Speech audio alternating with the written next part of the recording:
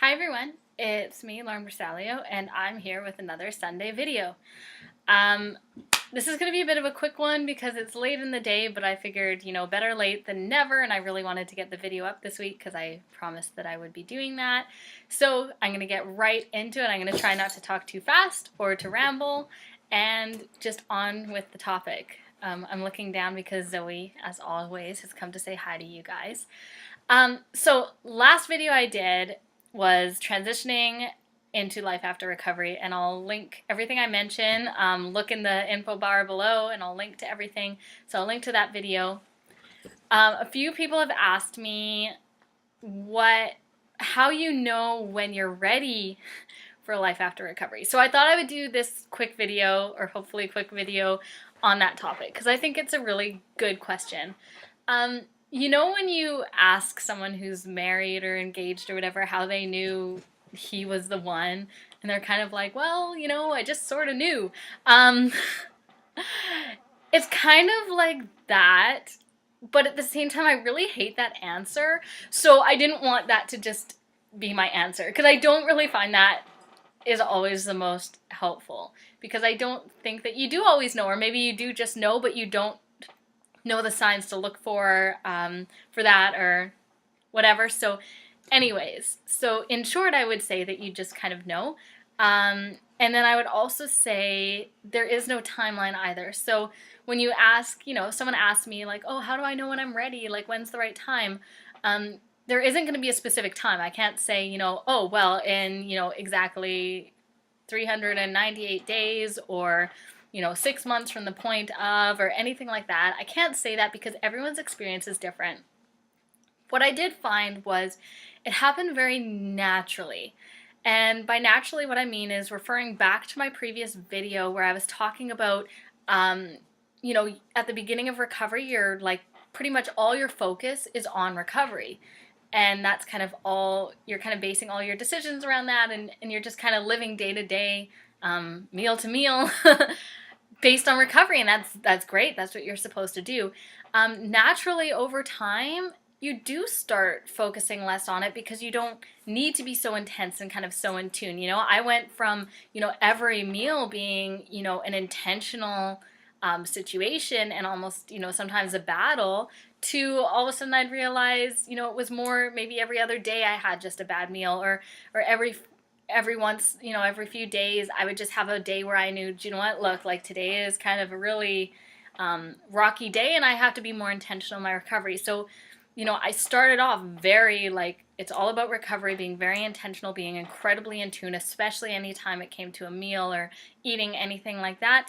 And over time, gradually, without even realizing it, I was focusing less and less on that, and eating started becoming more natural. And sure, like I said, I'd have some days where, I noticed that it was more about recovery, or I even knew I could tell that I was at risk of a relapse or slipping up, and so I'd have to make myself more intentional and focused on recovery. But it's one of those things where, those days become fewer and further in between, to use that cliche.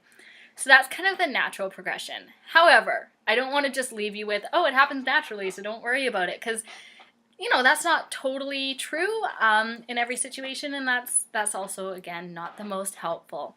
So there are things you can do, and I spoke about how I was kind of clinging on to recovery because it had become kind of this safe place for me, and I was scared of leaving it. And this is what you can do. Check in with yourself. I think that checking in with yourself and self-awareness is really important.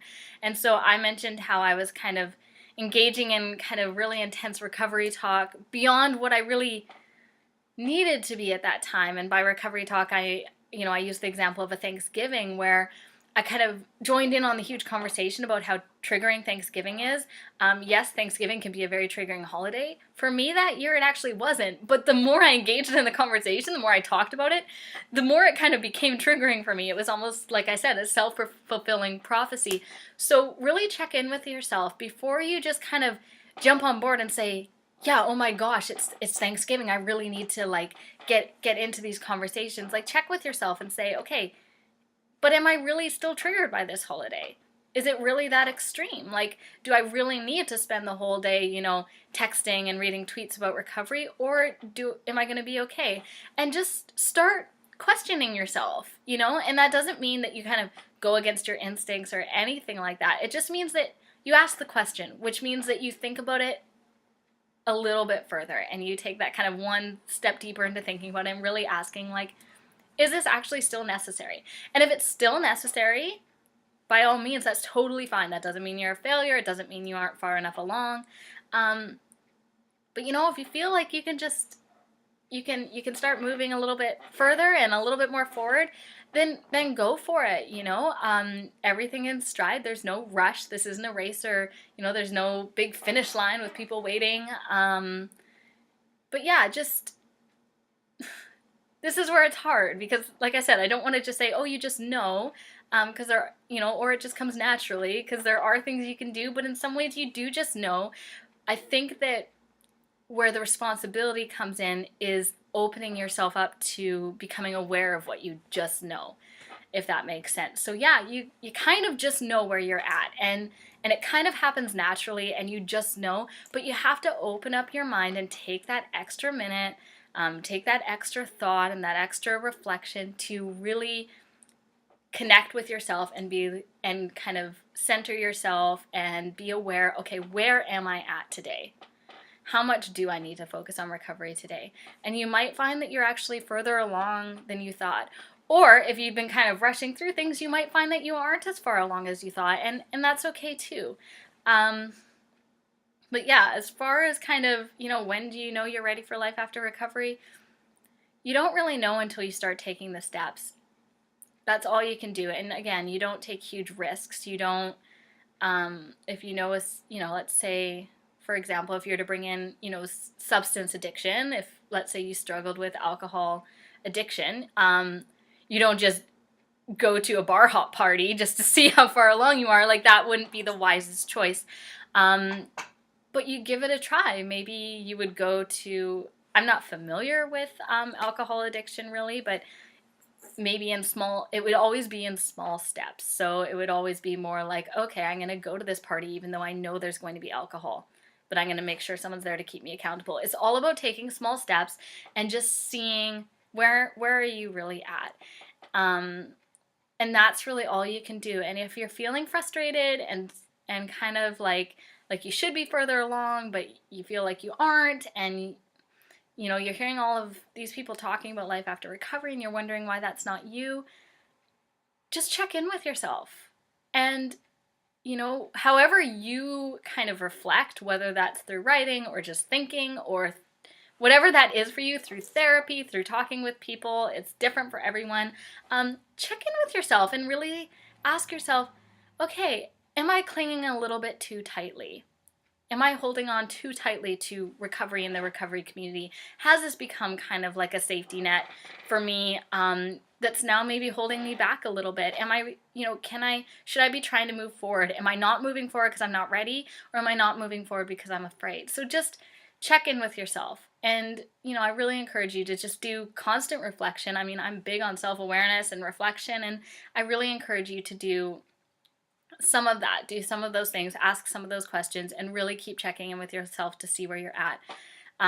In closing, one last thing, I also found that a big sign for me was kind of, I took this one last really strong cling to recovery, because I kind of, like I said, I made that natural progression where I was hardly focusing on recovery at all.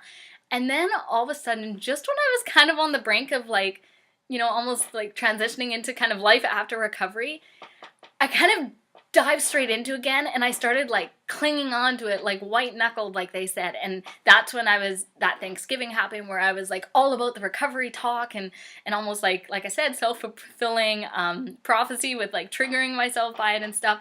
I kind of had this one last kind of hurrah where I was just like, everything was about recovery all of a sudden. And what I realized, I kind of stopped and I was like, wait a second, when did this happen? Because, a month ago, everything wasn't just about recovery. I had gradually, transitioned out of it. And now all of a sudden I just jumped back in. And that was kind of the red flag for me, or what tipped me off. And that's when, through self-reflection, I realized, hey, do you know what? Is this really legitimate? Or am I just doing this because I'm afraid, because I'm getting so close to actually moving out and I'm afraid of that happening? I'm afraid of kind of the scariness of life beyond.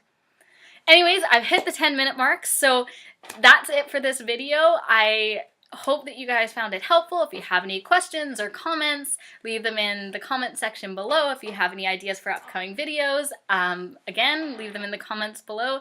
And I will talk to you guys for sure next Sunday. I'm also thinking of filming, like just now, I think I'm going to film the TMI tag because I've seen it going around YouTube. It seems like fun, and I realized, you know, I've been doing this for 3 years. Maybe you guys would be interested in finding out some random facts about me. So I'm going to do that, and I might, if I find the time, I'll be uploading that hopefully sometime midweek as like a bonus video. I'll talk to you guys really soon.